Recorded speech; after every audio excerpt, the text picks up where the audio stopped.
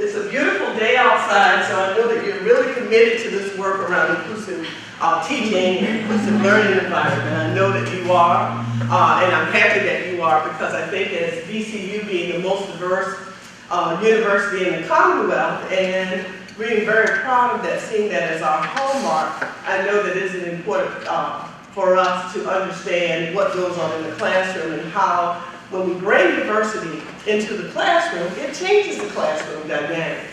And how do we have the tools, how do we develop the tools to make that happen?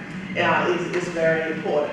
First of all, I'd like to thank the planners of this institute, the initiators. This is so important for the university and so important for what we are committed to, an inclusive learning environment, looking at excellence through diversity. And so I know it took a lot of work on your part, but thank you, planners and initiators. As participants in this institute, you have the power to make change in important ways at VCU. The work of the institute is important for students and for a larger community, the Richmond area, because we know learning takes place other than just in the classroom, right? And we want learning to take place in broader places. Learning should take place everywhere, and we are committed to that as a university. We're so happy. I've had a good opportunity to talk with Dr. Christine Johnson, Professor Emerita of the Educational Leadership Program at Warren University in Glassboro, New Jersey.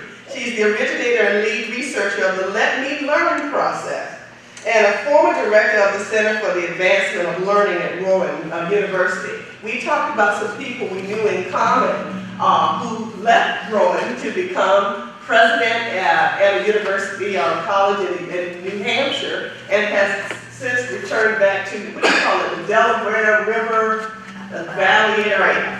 But when she's talking to her, I like to kind of find out what makes people tick and to do the work that you're doing. And in her bio, it talked about she works with individuals to learn about themselves and to learn about how they learn and how does that impact the decisions they make and what they do in the classroom. But she talked about her experience being a teamster in the South. And you can only imagine people who are voiceless, but helping to give voice to those who are voiceless is important, because in the workplace, learning takes place every day in a working environment. And she did that and didn't have to be agitator, probably a counselor and a voice for those who don't. I really love the fact that for the past 11 years with her program, Let Me Learn process, she's worked at 19 universities. I guess we'll add VCU to it now, through 20. And those schools were in the U.S. and abroad, because as we are becoming a more global society, we have to look at the diversity and cultural differences, not only within our country, but outside of our country, to be a world-class institution. 38 U.S. School districts, that's impressive. And this is a busy woman. She's had fellowships with the Ford Foundation, the National Science Foundation, the U.S. Department of Ed, DuPont Education. But not only does she practice the work around inclusive classroom and learning, she also is a practitioner. And I'm going to end with the statement. She takes a special interest in helping those who don't fit, who struggle, or who are lost in the system. And I think that's what an inclusive learning environment promotes, and that's what inclusive teaching does. And I said that was going to be the last, but I want to just end with this.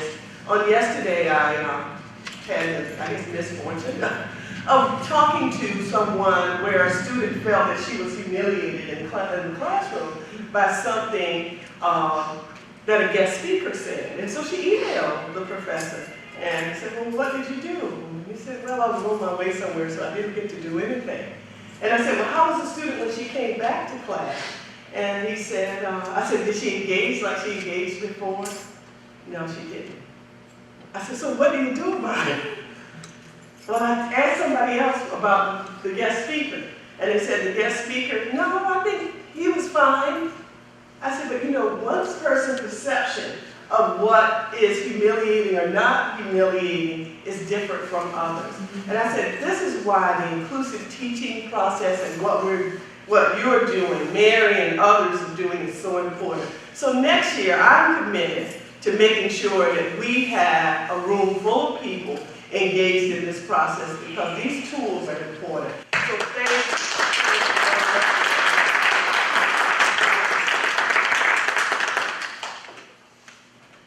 Well, good morning. I'm going to give you a heads up, all right?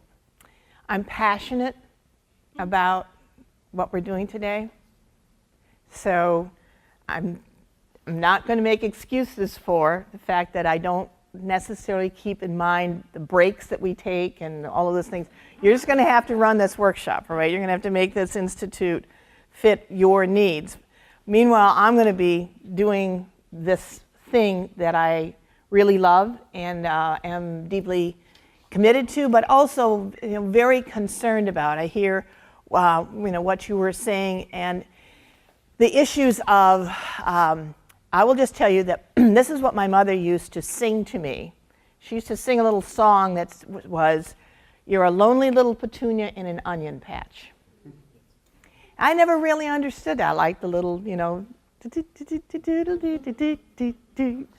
but, as I've grown into adulthood and beyond, I've come to recognize that my mother had insights into me that I didn't recognize set me apart. And it wasn't, and because of my life circumstances, the fact that I had the opportunity to be in a two-room school, I was always with multiple grades. There were only 13 children in my grade, 4 of whom were repeating the grade. So think about that one. And we were in a chicken coop, a renovated chicken coop. I don't know if you know anything about chickens, but they're not tall.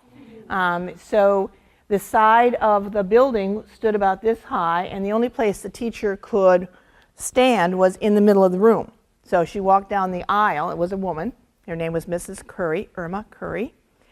And so because I had the opportunity to not be isolated, but always included in multiple grades in this very rural setting in northern Wisconsin, I just didn't realize that I was this lonely petunia.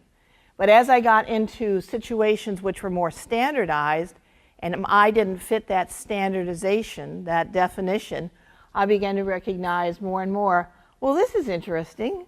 But I didn't realize how interesting it was until much later, which leads me to, I did not come to grips with who I am as a learner until much later in my life. But the issue of who you are as a learner actually came to me much sooner than my own awareness. And that was when I became a teacher, I wondered, why am I not able to reach each student? Why is each student not succeeding to the degree that I think he or she has this potential? And it really bothered me. And so consequently, I reached a point in my life where, as teaching graduate students, where I thought, well, everybody comes ready to learn, able to learn,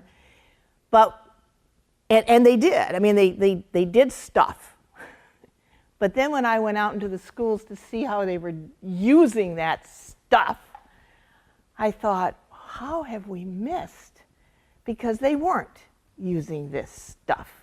They had done what they needed to do to, quote, please me, to pass whatever the evaluations and assessments were, but in fact, practically living it and using it and applying it was not happening.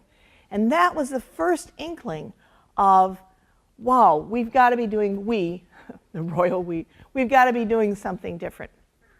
So, just to start out, this looks a little bit like a church because the front pews are empty, and I am going to have to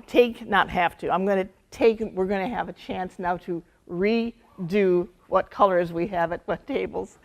But throughout the day, we're going to be doing some activities and then debriefing about those activities. All right, so the goal here is that you will come away with a greater awareness of how learning occurs, a greater awareness of yourself as a learner, insights into how to understand the individuals with whom you work, and a greater sense of the diversity of the learners with whom you work day in and day out, and we call them students. Okay? Now, I'm going to use a PowerPoint because it brings organization to the presentation. Right? I don't do it to think that this is the be-all, end-all. What we're going to do together is going to be much more effective, but this does guide and keep me moving forward in a somewhat of a linear fashion.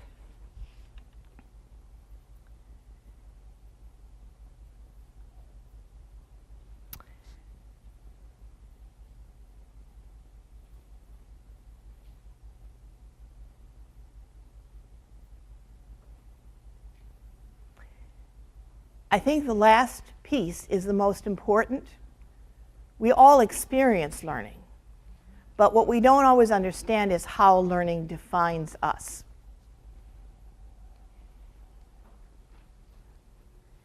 Give me some adjectives for students in your classroom. Positive adjectives for the students who are highly successful. What do we call them? Curious? Driven?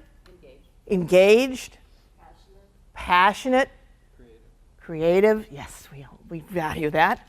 And interested. Interested, organized, analytical. I missed one. Strategic, open-minded. These are all very well, right? And we're defining those students, aren't we, with those terms, right? Now, if we go back and look at all those things, where did we get those words? It's based upon how we observe them engaged in learning. When we see them curious, when we see them coming to class organized, when we see them strategically zeroing in on and growing and developing. What about bright? Quick? Smart?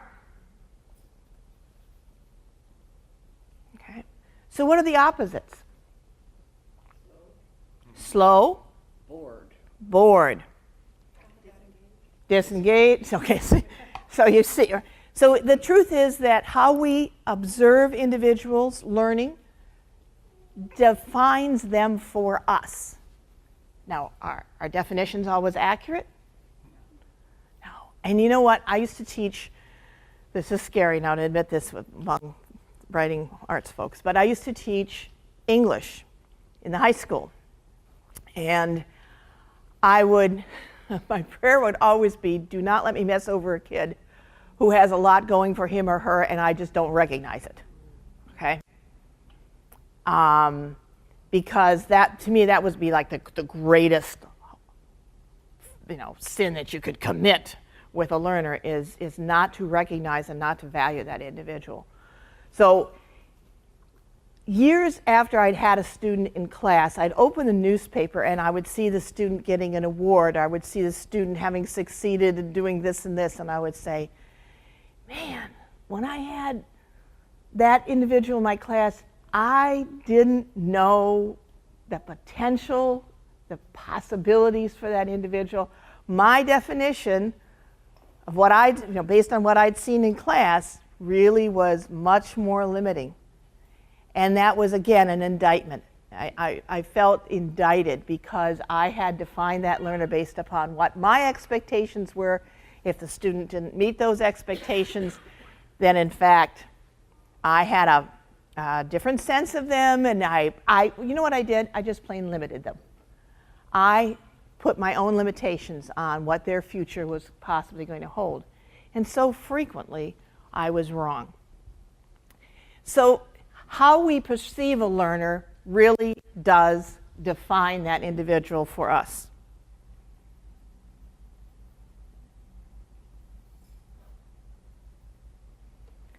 One thing about learning, it is universal. The issues that you have with students here are the same issues that individuals have all over the world when they're dealing with, whether it's elementary or, as they would say, primary, secondary, college entry, even graduate. They're universal. And we treat them as if they're universal. How do we treat learning as universal?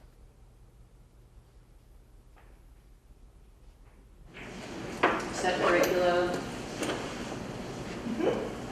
achievement testing. We say this is what universally you should be able to do and how you should be able to do it. So the very idea of a degree. Absolutely. I was having a conversation this past week with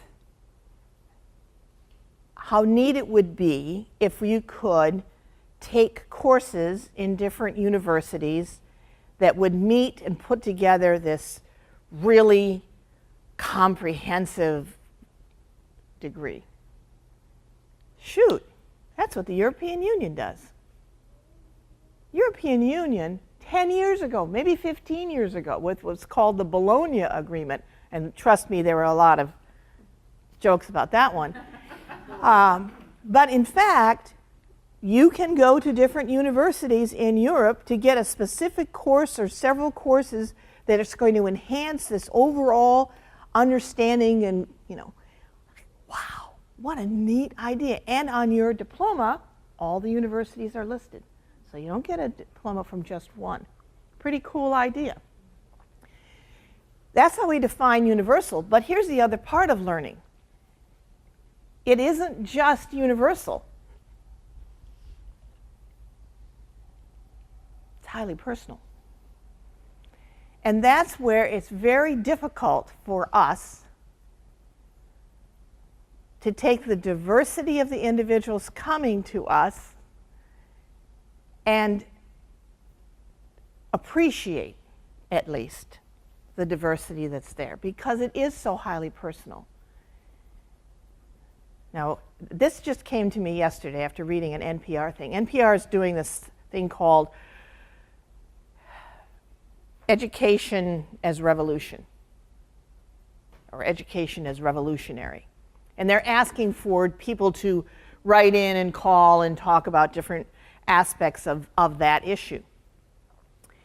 And they start out by saying, in this little paragraph about what they're doing, that learning is very diverse. And then next sentence moves right into education. And I think that's where we make a mistake. Learning is not education. Education is the formalized organization of what we want you to learn. But learning is the, as you pointed out, everyday life where we're interacting with others and we're interacting with all kinds of situations. So where's this going, Chris? I just want you to know that if we're going to talk about the diverse learner, we need to understand what the diverse learner is up against. The diverse learner is up against standards. The diverse learner is up against standard assessments. The diverse learner is up against a standard program, a curriculum, right? And I think that's just fine.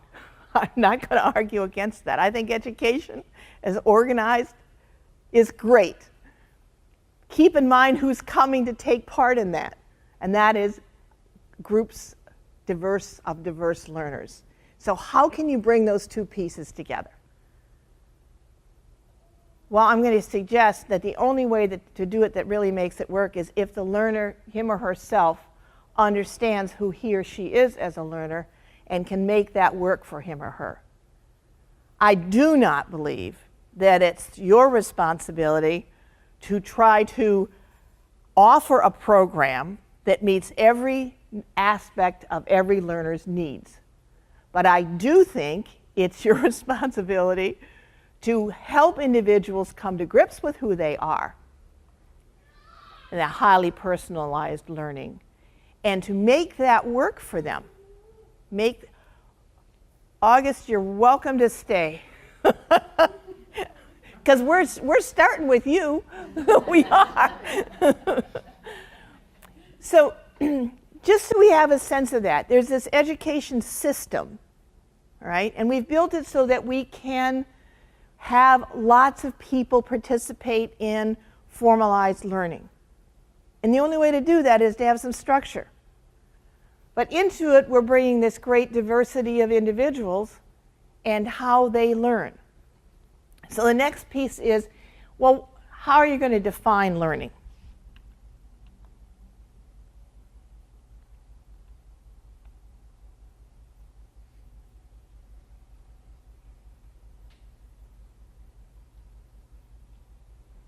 I came up with that about, 18 years ago.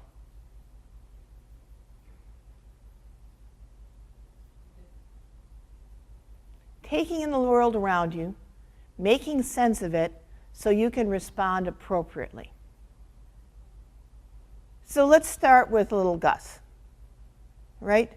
His life consists of taking in the world around him all the time, 24/7. And he is seeking to make sense of it. The language, the stimulation, the food, the people he's with. And over time, he'll learn to respond appropriately. And that might start with, when can I cry? When can I not cry? When can I walk? When do I have to sit still? Right? When is it safe to put something in my mouth called food, and when is it not safe to put something in my mouth called an electrical plug? Right? So all of our lives, we're taking in the world around us, we're seeking to make sense of it, and then we're being asked to respond appropriately. Now, at college and university, responding appropriately oftentimes is assessments, but I was talking with Mary about this whole writing, composition, rhetoric, articulation of thoughts, right? And so we're seeking to guide students to be able to use that ability appropriately in different situations and different settings. I think that's extremely important. Universal, everybody learns. Everybody learns. Do not forget that. When you're most frustrated with a student, remember, everybody learns. And everybody learns by taking in the world around him or her, making sense of it, and they're struggling to respond appropriately, to understand what appropriate means. That's a huge responsibility. It's a lot of work. It's a lot of work. Taking in the world around you. So for you, I think, and for me, working with the diverse learner is both an opportunity and a challenge. The opportunity part of it is we can learn so much from other learners. And the challenge is, can we keep ourselves from getting in the way? Can we keep ourselves from not limiting, not judging?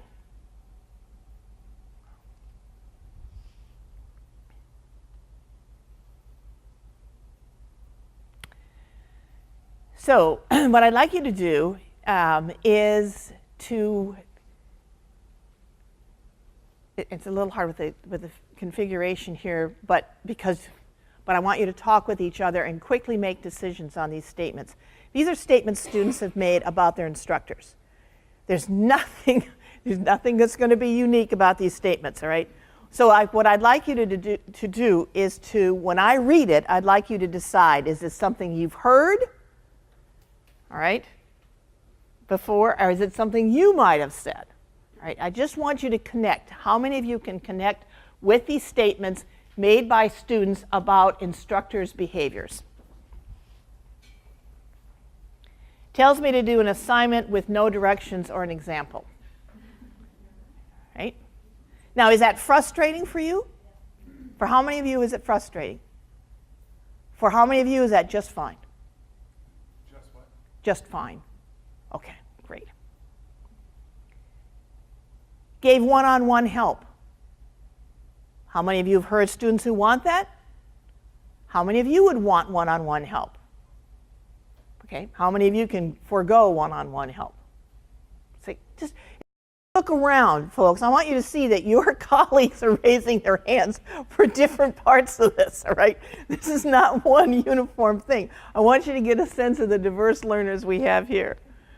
Assigned work out of the book without going over it. How many of you get hacked off when that happens? All right, how many of you do it? Gave me study guides. How many of you want study guides? Okay. How many of you could care less, never looked at that study guide?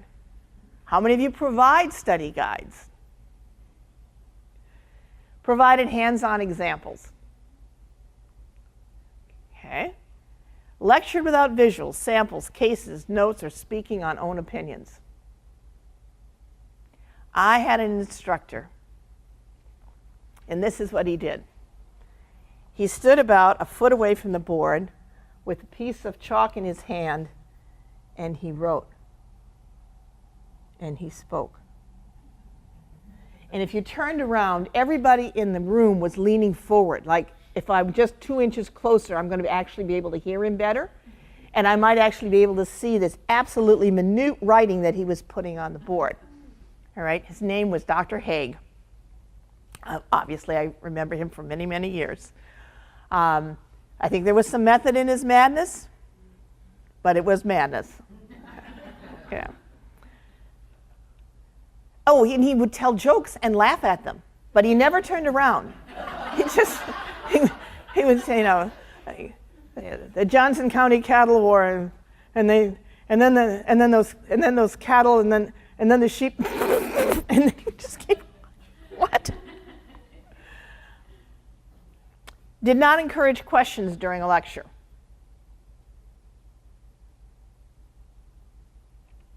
Would never go over quizzes or the test. Just keep moving. Gave an agenda that was very clear and topics discussed in an organized pattern. Somebody like that. Took the extra time to answer any questions that I had. And related the course to real life experiences in answer to the when am I ever going to use this. Did nothing but write notes and hand out assignments. Gave thorough examples. Didn't follow some kind of syllabus. An example, one night I thought, I'm so tired of having a syllabus that's long and hard to put together in a consistent manner. I'll start the semester because everybody, it was a graduate course and people would have different nights that they couldn't be there because of back to school nights and all kinds of stuff. So I thought, nuts to this.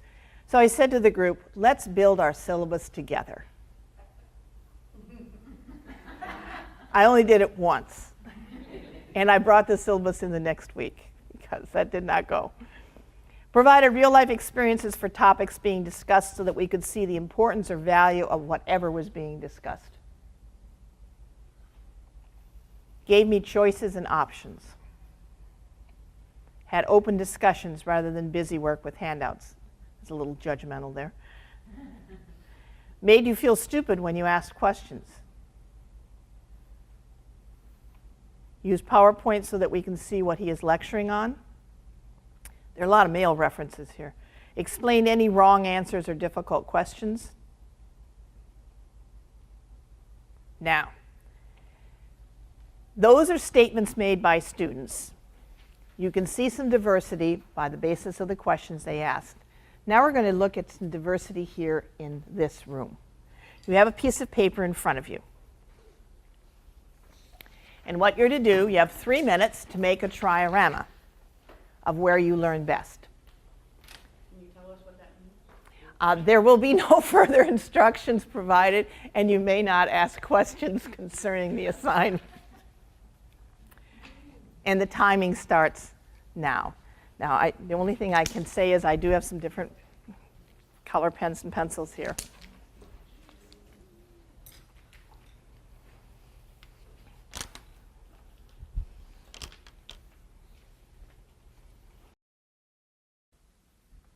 Okay. As they say, the famous pens down. So let's go back to universally what I asked you all to do. I asked you all to do the same thing, and that was to make a triorama of where you learn best. Now, let's take the second part of learning, and that is it's highly personal. So what were you feeling when you read that and when you heard me? Well, I need a little bit more definition, but I figured I could go with what I wanted to since you didn't give me a definition. Okay, all right. So you had first like, I'd like more, but then some freedom to, well, okay. Roxanne, what were your feelings? Well, my feelings were I needed to figure out what triorama was, and all I could think of was a diorama. Sure. Okay. All right. So you took, again, something that you already knew and said, so you were able to connect to something, right? I'm going to ask again, what were your feelings? What did you feel? Immediately curious, and then I felt responsible. Okay. I don't know if that's a feeling, but I felt like because the directions didn't give me a clear sense of what a triorama was, I felt like, well, that maybe this is something that everybody else knows, and that therefore I'm responsible, since I don't know, to figure out what that is. So a little bit burdensome in that response, like, okay, then I have to do more to sort of meet that end result of the assignment. Right? One of the reasons I do this is it's hard to find something that adults don't necessarily know automatically what to do, right?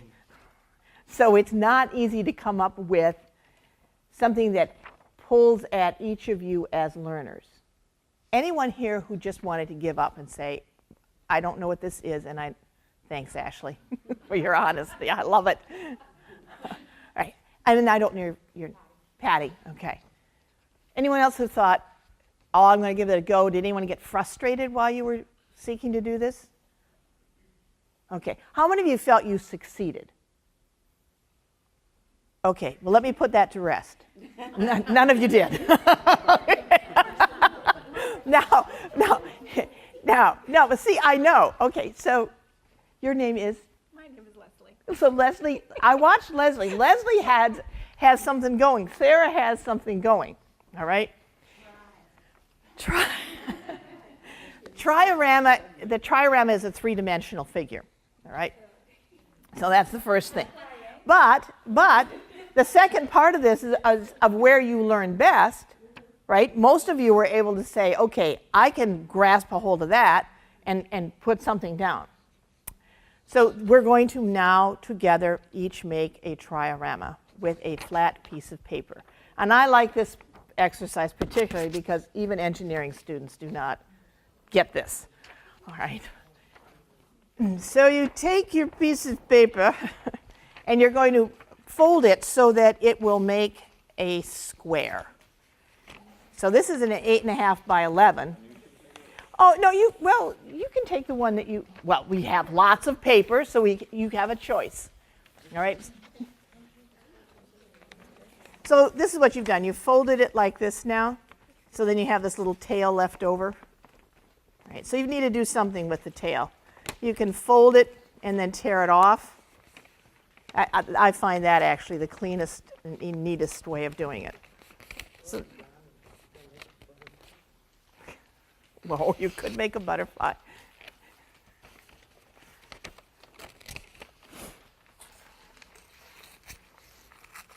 I don't find it the cleanest one. Well, she says here. There. Sorry.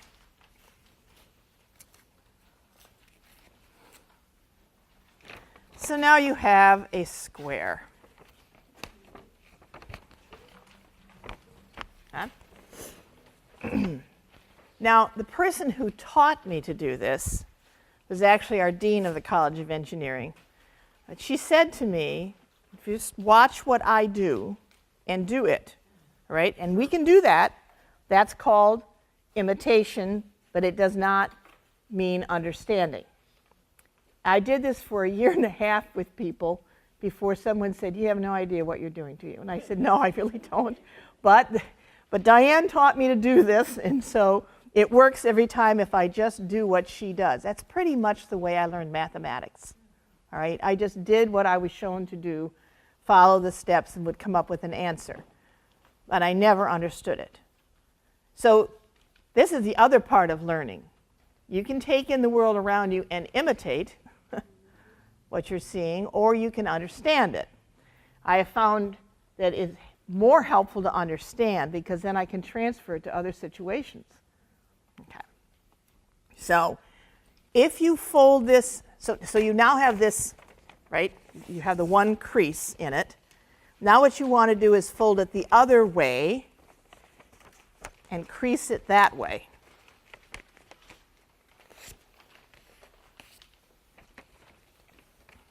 So this is what it looks like.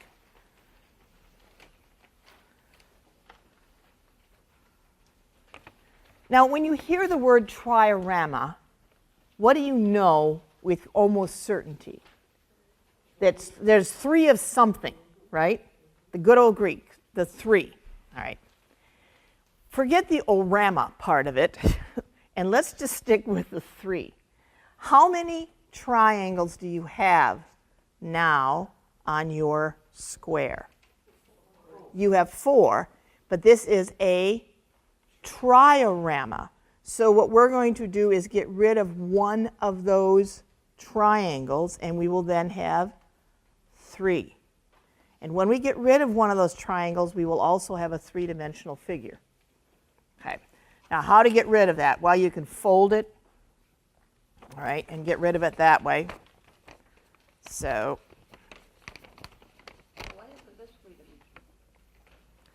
because it's, that is, but it's got, still has 4 pieces. So you're right. So when you get rid of one of them, okay, now you can get rid of it by tearing it out. You can get rid of it by folding it back. I'm a folder backer. And then I have my 3-dimensional triorama. And then I just dog ear it.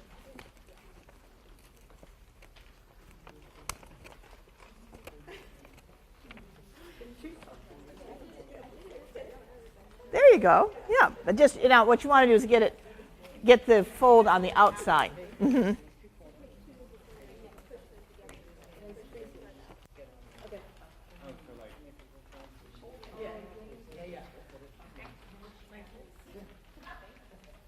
There you go. And now you have your little triorama. And inside it, you can decorate or build or put where you learn best.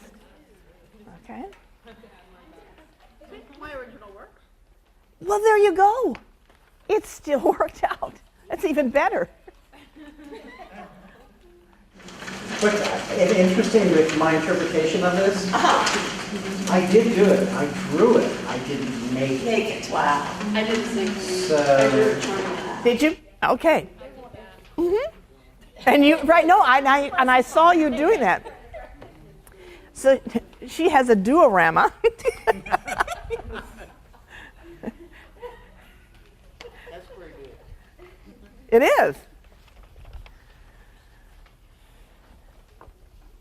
Well, with tape or dog earring, right, you'd be in good shape. Yes. Yes. So why do this little exercise? Well, first of all, because you have one way of approaching it. Leslie had another way of approaching it. Sarah had yet another way of approaching it.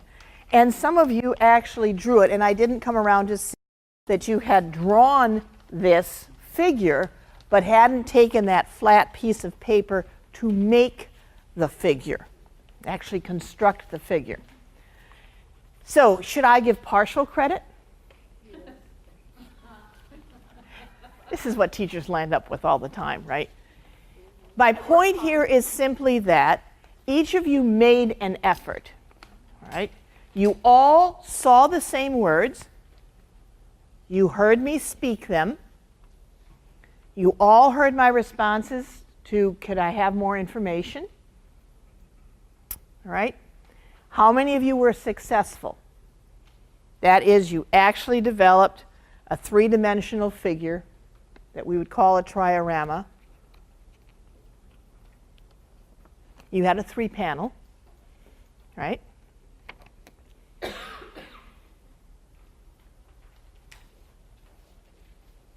In this room, how many of you have a degree? Right? How many of you are capable human beings? How many of you are diverse learners? Right? Oftentimes, what we fail to understand is that what we label success is if diverse learners do things the same way.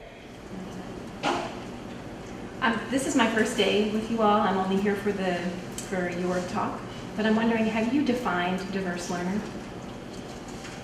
I'm defining it today, but I don't know how diverse learning has been defined prior to this, so help me out. We've been focusing on inclusive teaching in the first 2 days. Obviously, this is about that, right? But we haven't really done a lot of focusing on the learner. Somebody else who's been with us for the first couple of days, jump in. So the focus has been on different aspects of diversity. The first couple of days have been about maybe the different things that make each individual diverse in their own ways. Today, the focus is on the learner, whether that be the faculty member or the student.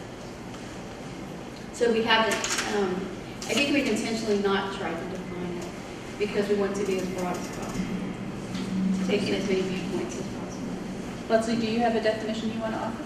No, I don't want to offer a definition. I'd be interested in hearing more of the characteristics that go into what you mean by diverse. And so I don't know if by diverse learner we're referring to ethnicity. I don't know if we mean learning style or some other aspect. And so that's what I've been listening to the phrase this morning, and I'm not sure that I know what you're talking about, and I don't want to put my definition in there. And it's interesting because all of our discussions throughout the week, they all touch upon those various aspects of the learner, that part of it. And that's why it's important to come for the entire week. It's interesting because we haven't formally defined it, but yet we have talked about those characteristics of the people and what would make that up. And we'll continue to work away at that. I'm not going to suggest that when we finish today that you're going to have the ultimate definition of diverse learner, but you will have insights into even more issues that create diversity in learning. And I think some issues that we may not have thought about before. Okay. Because the nature of the diversity we're looking at today are not always seen. They're not even always heard. And most of them are not understood, nor are they equally appreciated. So I'm going to go back to the lonely little petunia in the onion patch. All right? I look relatively normal. I've gotten the degrees that I'm supposed to have to do what I wanted to do, but the way in which I take in the world around me, make sense of it, and respond appropriately. The reason it's hard for me to always respond appropriately is because the way in which I take in the world around me is different, and the way in which I come to an understanding of it is different. And therefore, it's hard for me to standardize my responses. So I find it very difficult to fill out forms and to answer questions in the way in which the person who posed the question was seeking an answer. I once had a literature professor read back to the class the midterm exam. It turned out it was my midterm exam. I think he may have forgotten that I was in the particular section he read the midterm exam responses to because he found them humorous, as did the rest of my many classmates, that they were fill in the blank. And I read things and interpret them differently. So diversity starts with how do we take in that world around us? And that's really the segue to this next portion. But I just want to make certain that we're clear that Again, we give directions. Our expectations are that individuals are going to all understand them in the same way and are going to be able to respond in the same way. Without being willing to answer questions and with shutting you down from your technology, I limited you significantly from being able to get more of what you specifically or anyone else in here specifically needed. Had you been allowed to ask questions, that would have allowed your diversity as a learner to be fed. But without the questions being responded to, you were left simply with my words and your interpretation of them. Okay? Simple activity. Purpose of it is to create a sense of, what do I do when I don't know what to do? What do I do when I don't understand? What do I do when I don't have an opportunity to ask more questions? And how am I feeling about that? Because that really gives me a window into who I am, what my diverse needs as a learner are. I think that's where I want you to be at this point with this. Okay.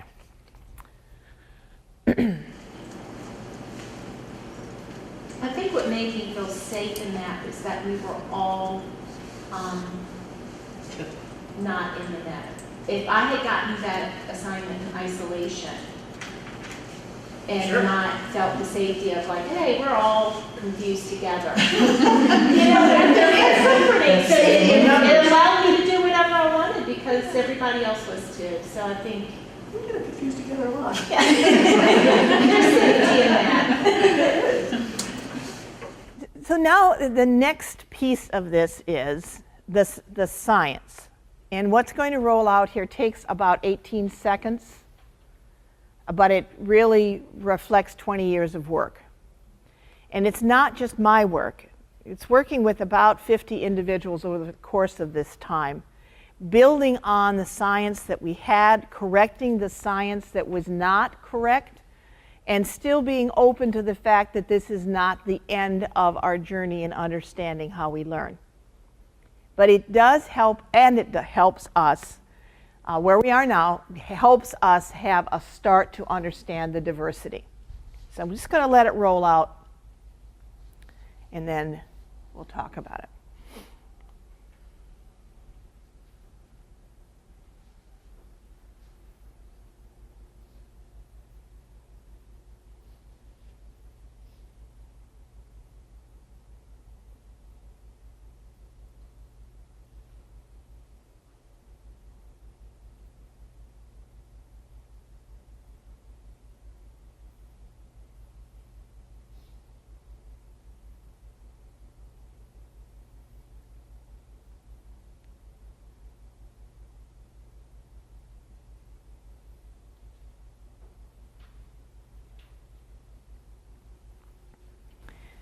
The one thing that we absolutely know is that there are only 5 ways that anything get into our brain. That's it. Those 5 ways are sight, sound, taste, touch, smell.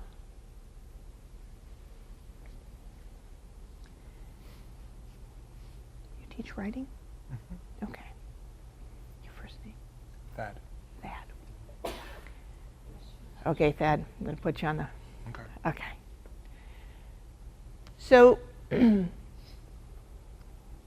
when you teach Thad, and Thad teaches writing, how many of those 5 ways of getting something into the brain do you draw on?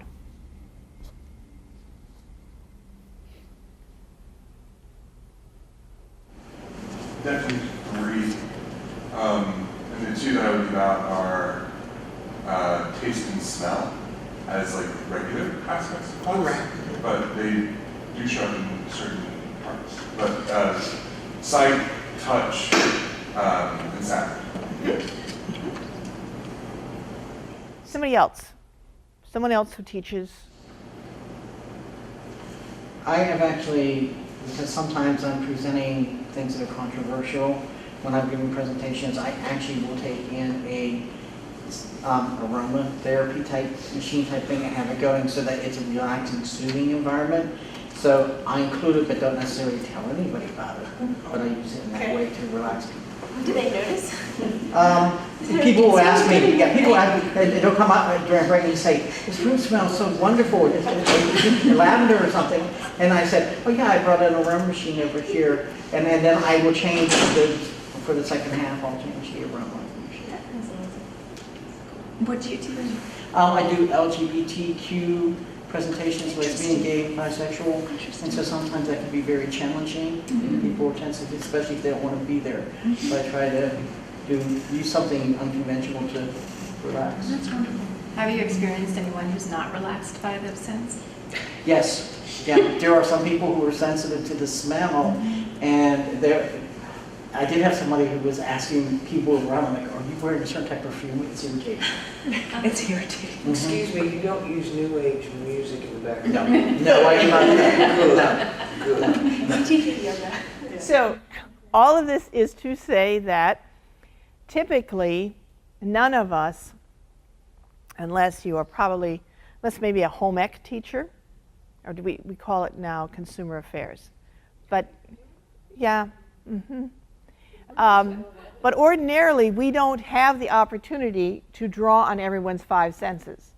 Even if we did, there are only 5 ways for something to enter the brain, but in fact, as I age, I know that my hearing and also my sight are affected. I do not see things the same way. And also, I've noticed that like in watching a baseball game, and I see it, I'm right there, I see it, and then the replay comes on, I see things I hadn't seen. And that's because what's happening now is my processing is slower. So it takes my connections of my sight to be able to process within the brain and into my thoughts and then back. So it's just a slower process. So I'm not capturing things as rapidly. I could not, nor would you want me to be an umpire, because I would make many wrong calls. I'm certain of what I saw. I think about this if I were at an accident scene and asked now to recall. 10 years ago, I would have been like, absolutely, this is exactly what I saw. I'm not that certain any longer, unless it's really, really clear. But snap like that, So our senses are affecting us. That also, so going back then, Leslie, to what is a diverse learner, I'm going to suggest to you that a diverse learner is an individual whose senses work differently at a different pace, a different consistency, a different accuracy also.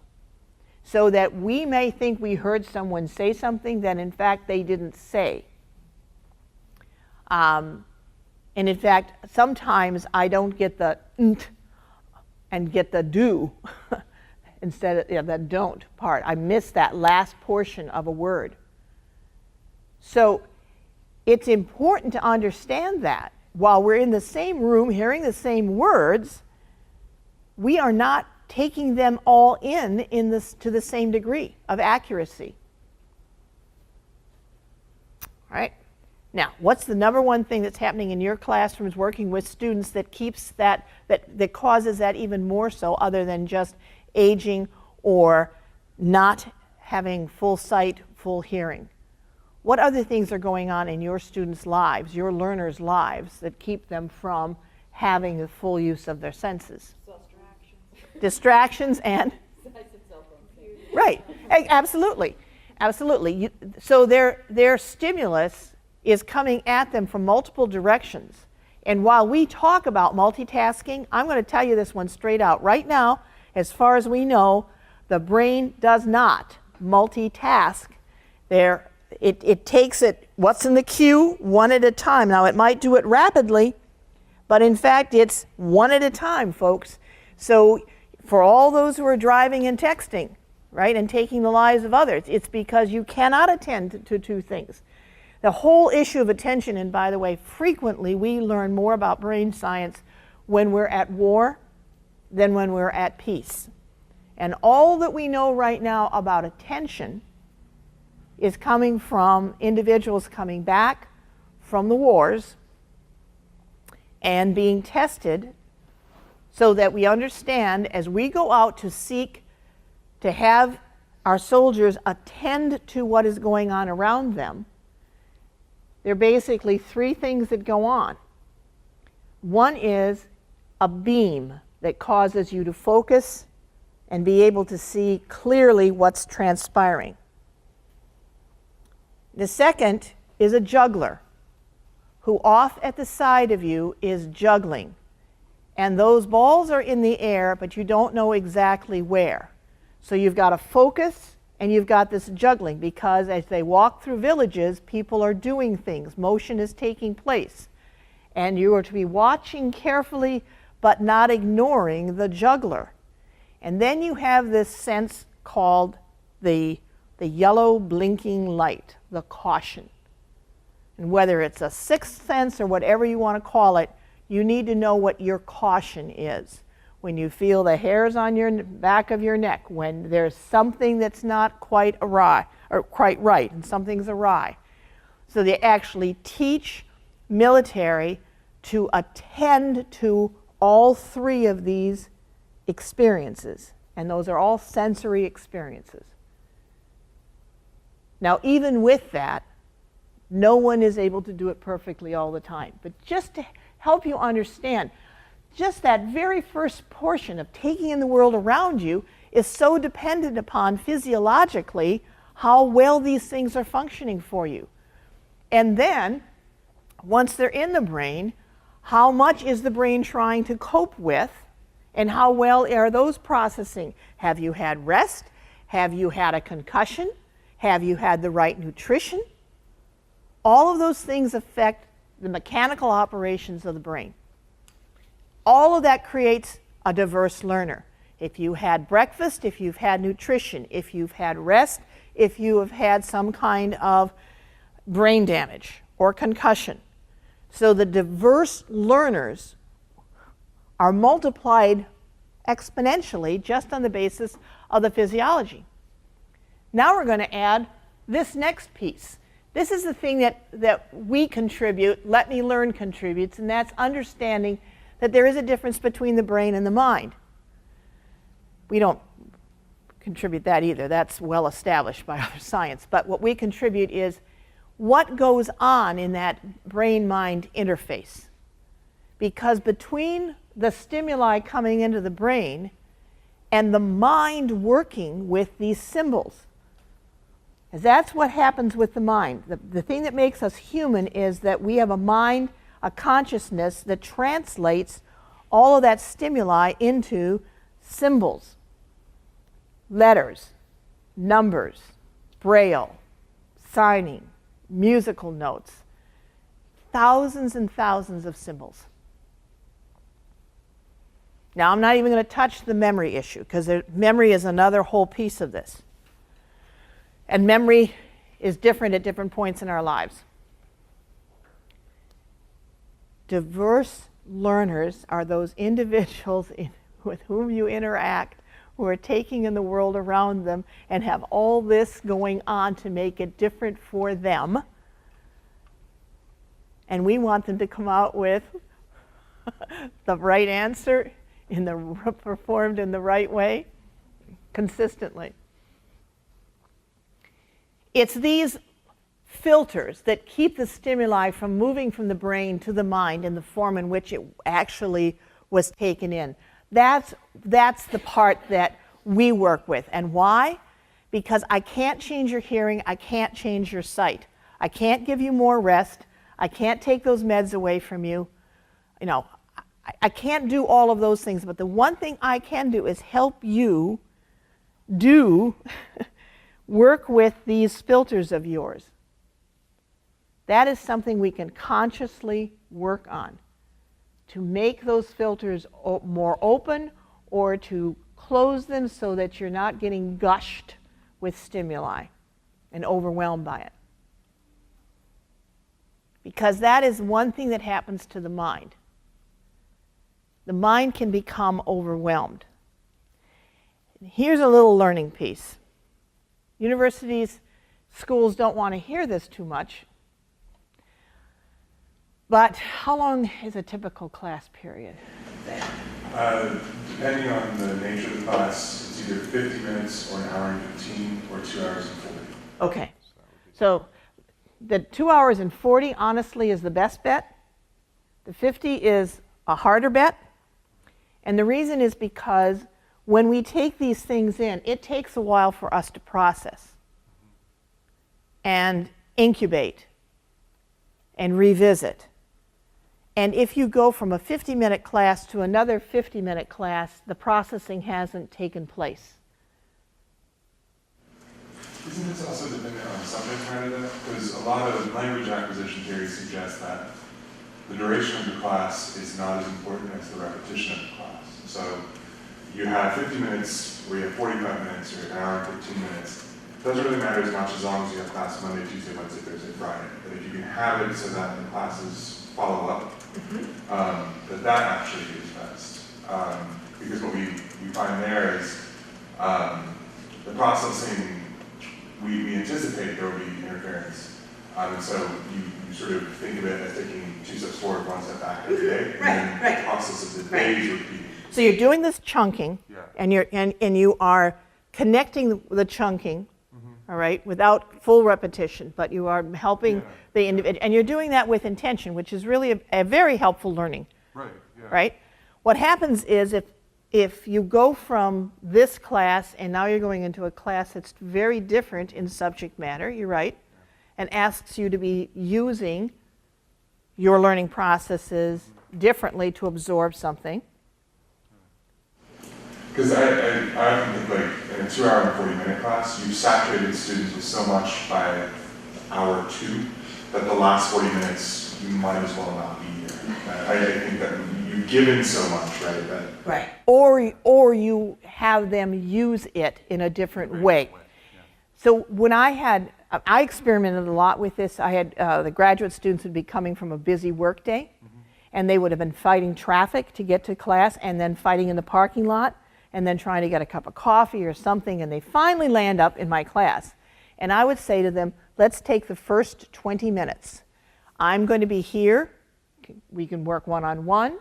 If you need space and time to get your head from the parking lot or the roadway or your last wherever you were working to here, I'd rather you use that time to make this transition. So if you need to sit and look at the work that you prepared for this class, look at what the syllabus, what we're going to be doing, whatever it is you need, let's get your mind here. And then when we started, we could do so much more, all right? So I actually had those, because I didn't find the drive as transitional. I found the drive as distracting, and they were learning all the way along the way how to deal with traffic, not the subject matter that I wanted them to be concentrating on. So I would build these islands of. And the same thing is true with the longer period.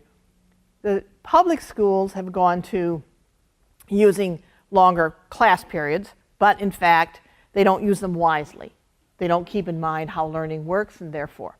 So all of this is to say that you've got these filters, it affects, it creates for you another portion of your diversity, and then this stuff, this stimuli, comes into the mind, and the working memory has to do 2 things. It has to translate it, and then it has to store it. And if it stores it well, you can retrieve it, and if it doesn't store it well, you can't retrieve it, and that's another reason why you want a little more time. Because most of the time, we're moving too quickly from that piece to the next piece, and the stuff doesn't get stored so that we can retrieve it. And that creates issues for us then when we get into assessments and use. Declarative memory is that part of us where we have facts and information and we can draw on that. Non-declarative memory is equally powerful, but we just don't know what's all there. When did you learn that it's important to wash your hands? What day, what time, who taught you, what bathroom, right? We don't remember that stuff, but we know. Or beliefs or values, right, wrong. All of those things. Or don't do that, or because this is what might happen to you. Non-declarative memory is also muscle memory. So, you might lose a limb, but in fact you have the memory of the limb, and you might seek to act thinking that it is there. It's very difficult. So, now Leslie, I'm going to come back because, bless you, you asked the question. When we're talking about diverse learners, we're talking about human beings that have a lot of stuff going on that creates for them a diverse learning milieu. and into that, then, we want to bring what we think is important, the information we think is important, or the skill we think is important. And we're seeking to have them develop that because we think it'll help them in their lives, in their work. And most of the time, we don't have a clue what we're trying to, all that we have to get through in order to have that learning and retrieval and use and application. We take in the world around us, yep, making sense of it is the big ball of wax, and learning to respond appropriately. That's the ultimate use of our judgment, and we spend very little time ever getting to that because we get stuck in that middle wad. And we call people slow, or we call them thick, and we have all kinds of labels for, or we call them bright and quick. But in fact, these are unique, highly personalized learners seeking to do the universal things we're asking them to do. I'm really curious about I'm interrupting you, I apologize. I'm really curious about your comments with that, with your discussion of like the timing of the class and whatnot. And I was wondering how reflection might mediate the problem of, or help out the problem of moving from one class to another. Because I've done in my classes before where I had like a daily dashboard or whatever, or at the end of the class, like they would write out what we did in the class, what skills were being targeted, and all that type of stuff, right? And so I'm wondering like your thoughts on how effective that is in terms of getting them back into that mode of processing where they need to be. Does that make sense? Yes, and I think that frequently we do hit and run. And what you're talking about is using intention to be able to allow the working memory to actually do the work that it needs to do before we're off running to the next new thing that's coming in. And that's an extremely important piece. Again, different learners will do that differently, right? And we're going to take a look at why. But that's very important because we don't finish that processing and then it's gone.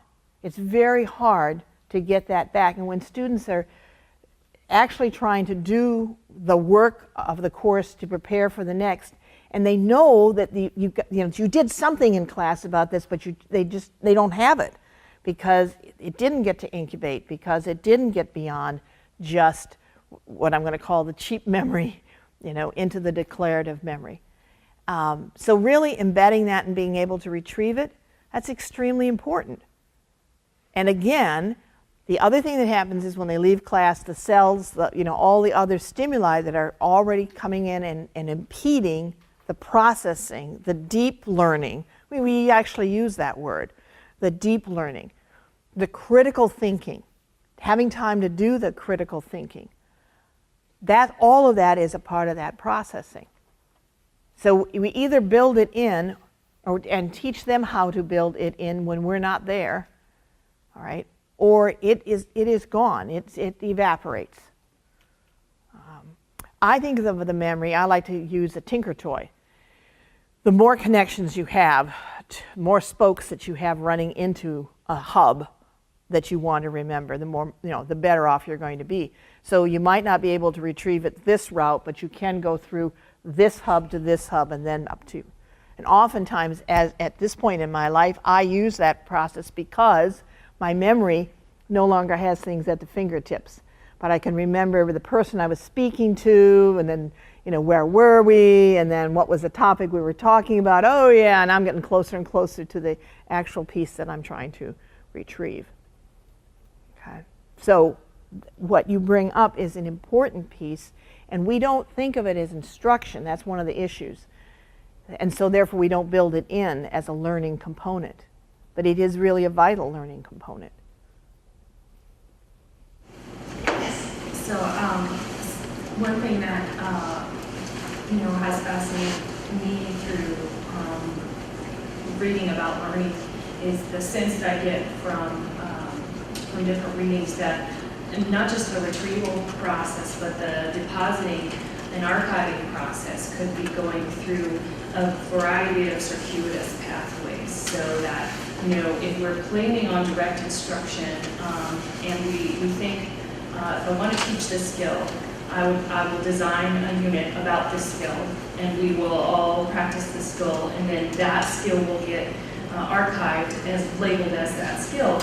We may be a little frustrated at times because we are going and asking for that skill to be retrieved as labeled through that particular pathway that we deposited in. And so I think it's a continual challenge designing curriculum and instruction that allows these indirect pathways to take their multitudinous forms and let that happen in a very complex way, and then let the retrieval also happen in a complex way.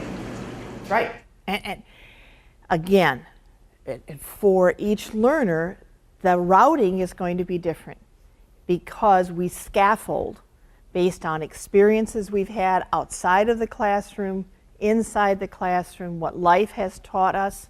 And so each of us have different scaffolding and connectors. And that complicates how we deposit, retrieve, use. And if we haven't used something in quite a while, here's one that I've recognized as passwords. All right. If I haven't used a password in quite a while, I am not able to bring it back, and that's pretty dangerous at this point in my life. So I've sought to develop ways in which to make certain that it's safely recorded, because I no longer have the facility to be able to access things quickly. And now then, if something happens and that password has to be dissolved and I have to come up with another one, it's even, so it just becomes an issue. You're absolutely right. We're going to add how people retrieve what they know and understand. That's another component of. And oftentimes we will seek to have individuals retrieve the way we do, but that does not always work for them.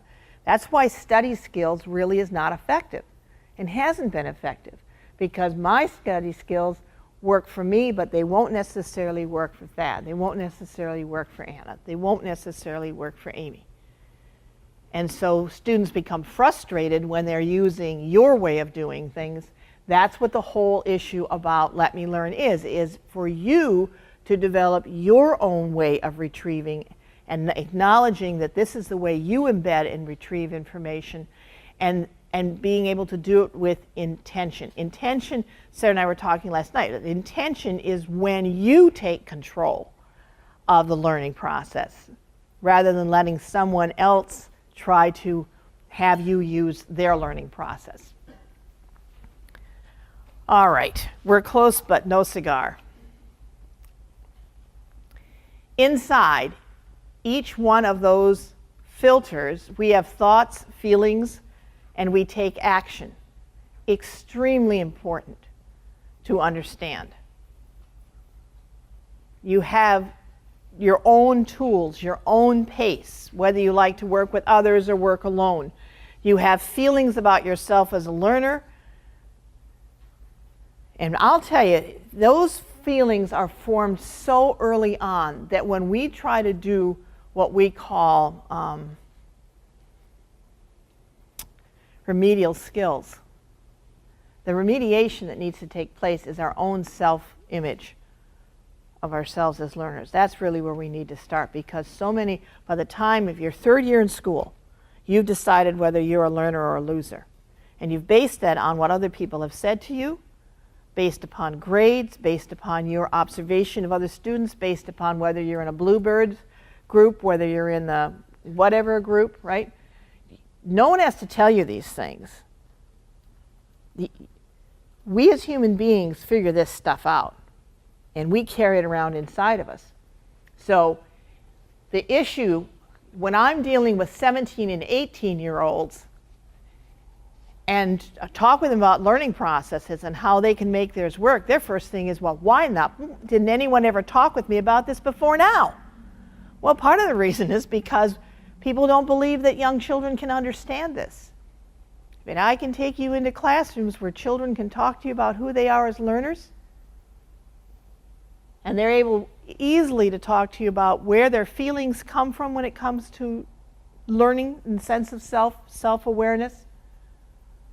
So, just to help you know and understand, these things go on in each one of these filters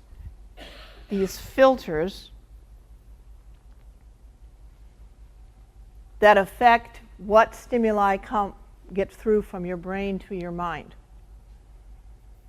And metacognition, yes, great. Okay, where's metacognition in this? This is metacognition.